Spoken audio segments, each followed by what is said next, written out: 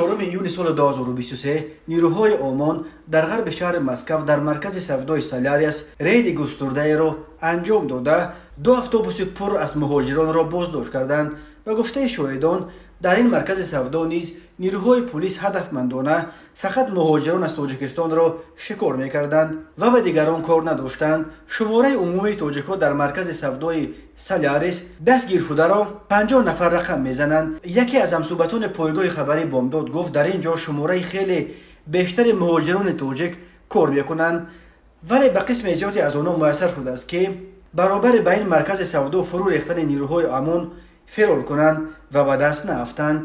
مرکز سودا و فراغتی سالاریس در شورای کیف در نزدیکی ایستگاه متروی سالاریو جایگیر شده است. چند هفته باز در روسیه ریدهای گسترده به ضد مهاجران تاجیک ادامه دارد. از جمله روزهای 18 و 24 می در جریان چنین ریدها در شهرک کاتلنیکی در کنار مسکو نزدیک 1500 مهاجر تاجیک دستگیر کردید. همین طور صبح 19 می نیروهای آمان و فسب به خوابگاه دانشگاه شهر کامسامولسک لب امور فرو ریخته دوربین‌های نظارتی را خاموش کردند و دانشجویان تاجیک را که یگان عمل غیر قانونی صادر نکرده بودند بیرحمانه لطکوب نمودند. صبح 30 می باشد ده‌ها مهاجر دیگر تاجیک را از خوابگاهشان در نزد ایستگاه متروی میتینو دستگیر کرده به پلیس بردند. سفارت تاجیکستان گفت در میتینو 57 شهروند تاجیکستان را بازداشت کردند. موج فشار و تعقیبات شهروندان تاجیکستان در شهرهای گوناگون روسیه مایه نگرانی مقامات دوشنبه شده است.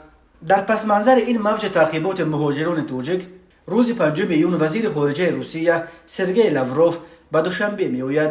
انتظار می‌رود که موضوع تحت بررسی در ملاقات‌ها با او با پرزیدنت تاجیکستان امامعلی رحمان و وزیر خارجه تاجیکستان سراج‌الدین موردین همین مسئله تعقیب و بازداشت مهاجران تاجیک خواهد شد.